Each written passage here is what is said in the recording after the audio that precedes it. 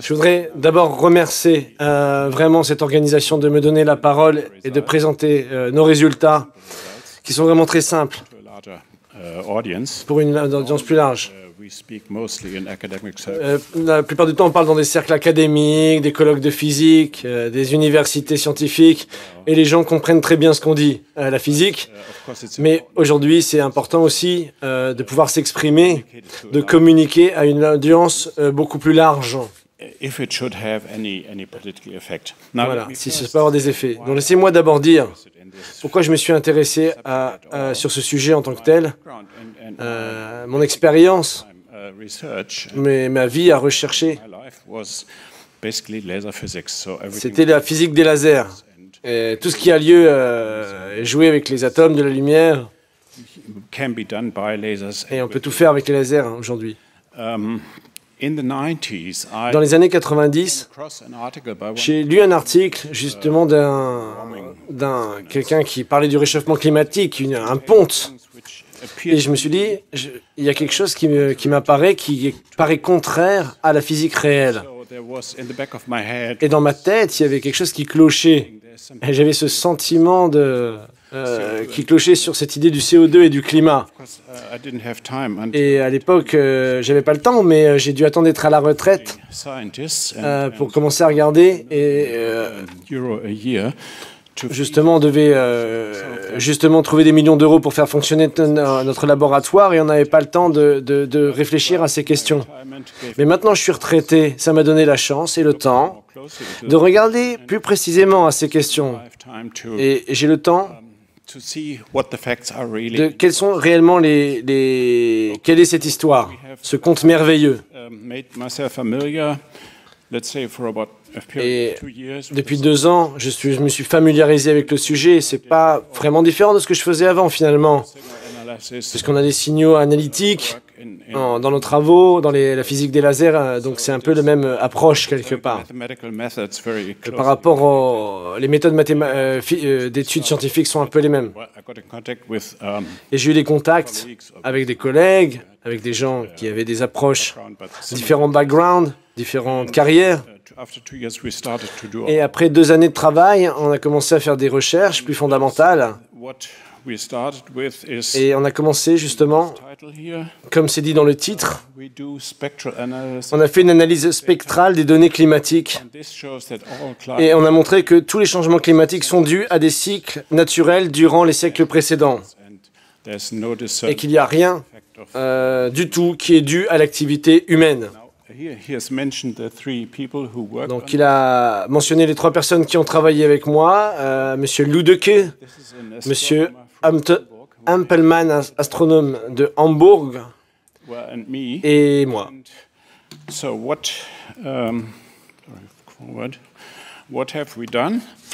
que nous avons fait, comme le titre le dit, des analyses spectrales. Donc pour ceux qui ne savent pas, on a publié plusieurs documents, hein, justement, que vous voyez, c'était revu par des revues internationales, par des pairs scientifiques, comme on dit.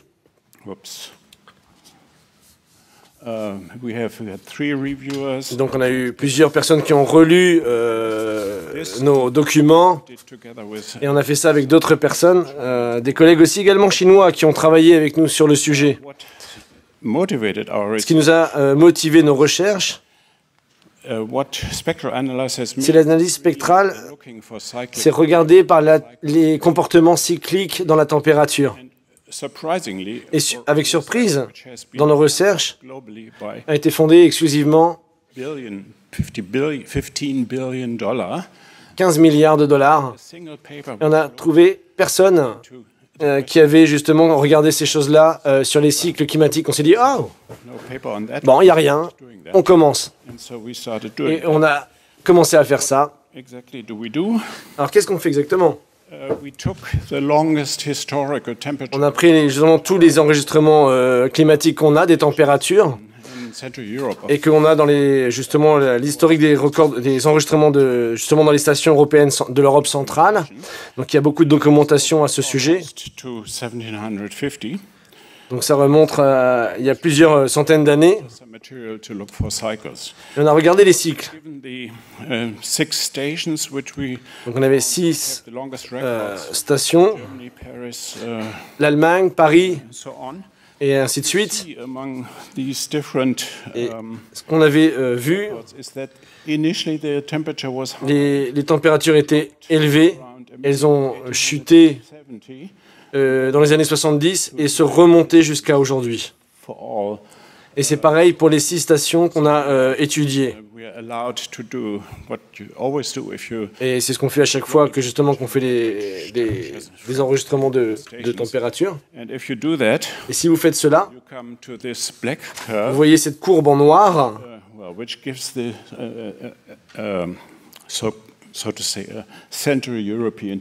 dans les températures en Europe, justement. Et pour comparaison, ce n'est pas simplement en Europe.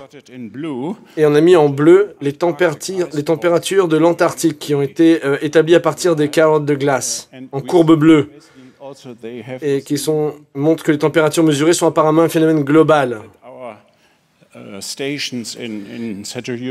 Et donc les stations en Europe centrale sont représentatives du contexte global, en fait, sont un phénomène global, ce qui prouve ça. Donc on a ces données et nous avons cherché les cycles, analysé le comportement cyclique avec notre spectre. C'est mathématiquement obtenu par ce qu'on appelle la méthode de Fourier, en fait une analyse des comportements cycliques. Ce que vous voyez ici, dans ce graphique, c'est qu'il y a 7 maximums. Et chaque pic correspond à un cycle. Vous pouvez voir l'évolution. Donc il y a différents cycles qui sont là. Et le gros que vous voyez au début. Et sans rentrer dans les détails de pourquoi c'est important, c'est pas le CO2 qui est, ça augmente de manière monotone dans le temps, c'est pas cyclique. Et cela signifie que toute influence anthropogénique, et on voit dans la courbe bleue, vous voyez, que c'est monotone et ça, voilà. Et donc que l'émission de CO2 n'est pas dans le temps cyclique. Donc c'est une augmentation régulière. Hein, voyez. Donc pour voir ça plus précisément, on a pris une approche opposée.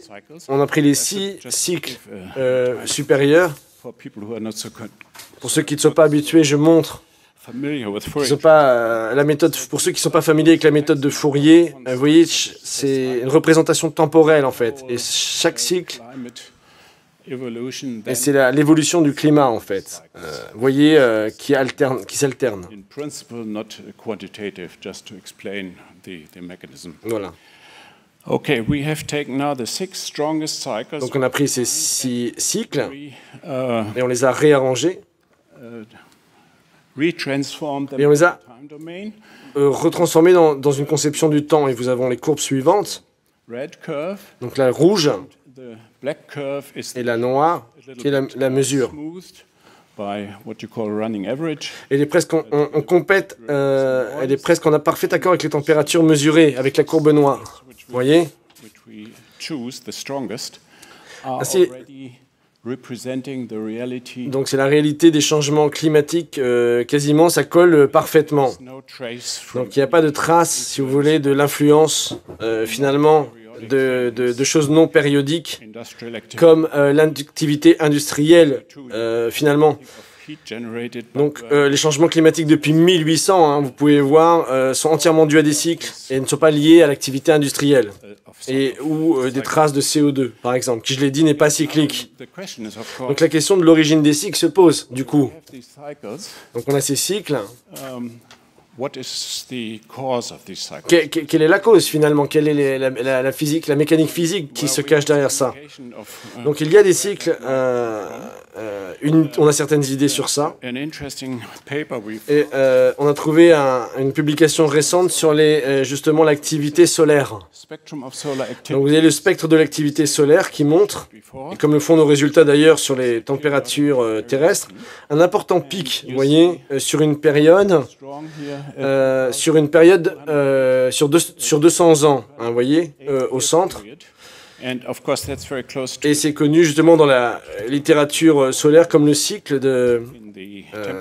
donc c'est le spectre de l'activité solaire. Ça donne un indice, en fait, de nos périodes, d'où viennent ces cycles. Les auteurs de ce document ne sont pas entendus dans les milieux climatiques. Et ils ont établi justement une corrélation qualitative élevée entre l'activité solaire et les températures terrestres au cours des derniers siècles. Et ils font un peu comme nous finalement, mais par une autre méthode. Ils font des prédictions, les variations de temps de l'activité solaire, justement en voyant les cycles qui sont liés à ça. Et vous voyez le minima qui correspond à ce qu'on appelle le climat minimum sur Terre, hein, avec les âges glaciaires, et après la température qui va chuter. Ça donne des indices sur ces grands cycles, justement de plus de 200 ans et d'où cela peut venir par rapport à l'activité solaire. Et ces mécanismes, aujourd'hui, c'est ce qu'on entend dans les discussions, des vents solaires, en fait. Hein, ça correspond justement à l'activité solaire et les vents solaires. Comme je l'ai dit, je vais revenir peut-être un peu en arrière. Nous avons des données, les mesures sur les 200 dernières années. Et nos mesures de température sont limitées, en fait, dans le temps. Donc, ce n'est pas non plus totalement définitif. Il y a des restrictions. Mais il va de soi qu'on peut quand même déterminer à peu près sans ambiguïté un comportement cyclique sur cette période de 200 ans. Donc, ce n'est pas suffisant exactement pour voir les choses périodiques dans leur ensemble. Donc, on voit, on faudrait des températures, des enregistrements de données climatiques plus anciennes. Donc, ce qu'on a fait, en fait, c'est qu'on a vérifié la température terrestre périodique dans les sédiments, dans plein de choses, en fait, avec des collections de données très importantes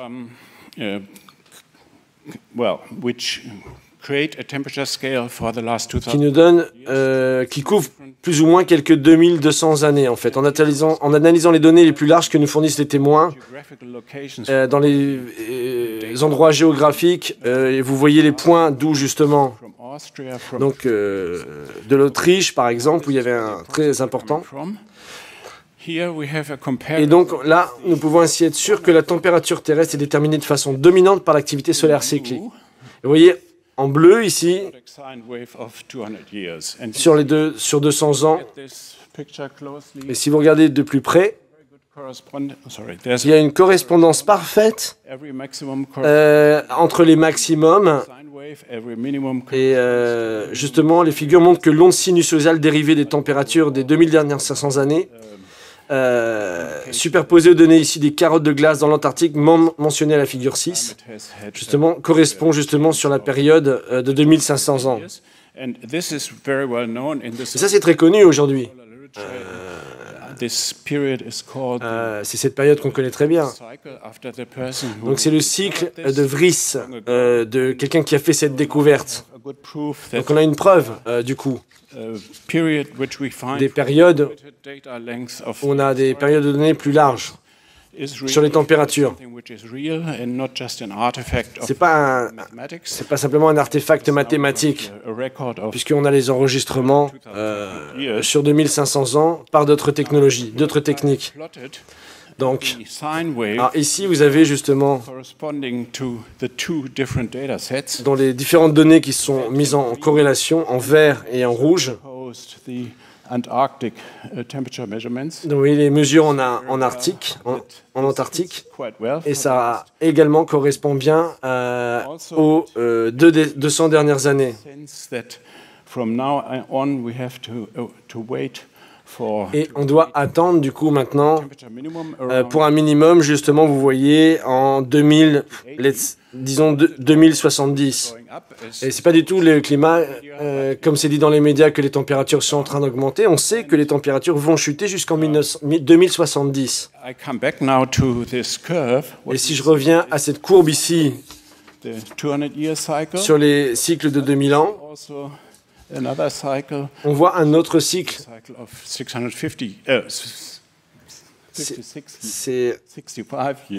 Pardon.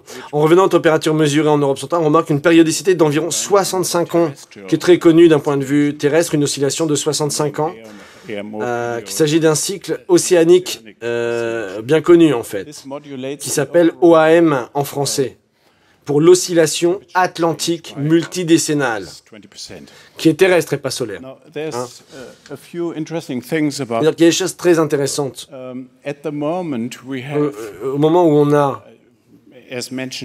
comme on l'a mentionné, une stagnation de la température, et même, on sait qu'en opposition à toutes les prévisions alarmistes du réchauffement planétaire, la température terrestre a faiblement diminué au cours des 20 dernières années, même si au cours de cette période sont survenues un tiers de toutes les émissions de CO2.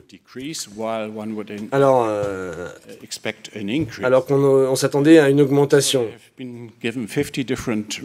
Donc la recherche climatique officielle propose 50 explications différentes, dont la plupart se contredisent, sur pourquoi finalement la température globale n'augmente pas malgré la forte augmentation justement de CO2. Mais la véritable raison est simple. Le récent déclin de température est dû au déclin actuel de l'OAM, ce dont je parlais, l'oscillation atlantique multidécennale. Et la plus forte augmentation de température, en fait, que les catastrophistes du climat citent tout le temps, qui prouvent leur théorie de 1970 à 1995, et qui est toujours évoquée pour prouver le réchauffement par le CO2, et simplement la surproposition de l'augmentation du cycle de De Vries avec justement l'augmentation de cette oscillation atlantique multidécennale. Donc on le voit très bien sur ces graphiques. Et il y a juste 2 cycles qu'on peut étudier. Et j'ai trouvé d'ailleurs des travaux récents qui ont été publiés par des méthodes totalement différentes et qui conduisent évidemment exactement au même résultat que le nôtre. Et ça commence en 1850 jusqu'en 2020.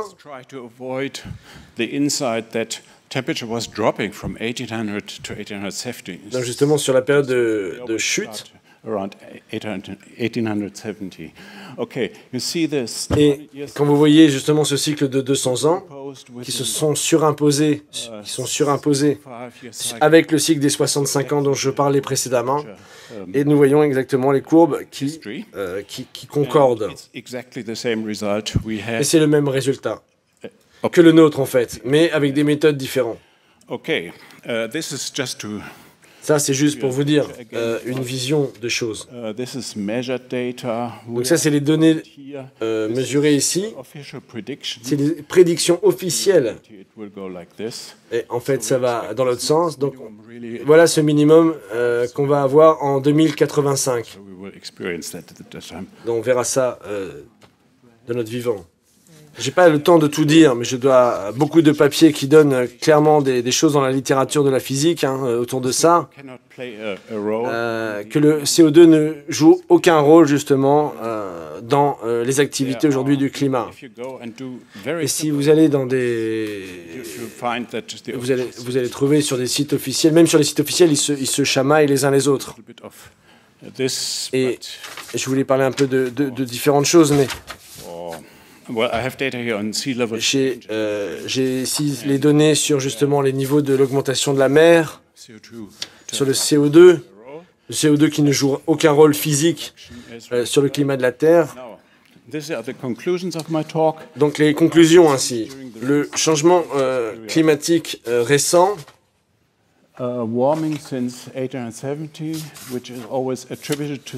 qui, soi-disant, est attribué au CO2 et en fait créé par les cycles de 200 ans, le cycle dit qu'on appelle le cycle de Vries et des cycles solaires, et que le refroidissement actuel justement et le réchauffement qui a eu lieu entre 1970 et 1997 est exclusivement dû à ce cycle de 65 ans dont j'ai parlé précédemment. Et les mesures, d'ailleurs, ne montrent aucune trace de réchauffement par le CO2 et que tous ces changements sont naturels. Je vous remercie beaucoup de m'avoir donné le temps de m'exprimer à ce sujet.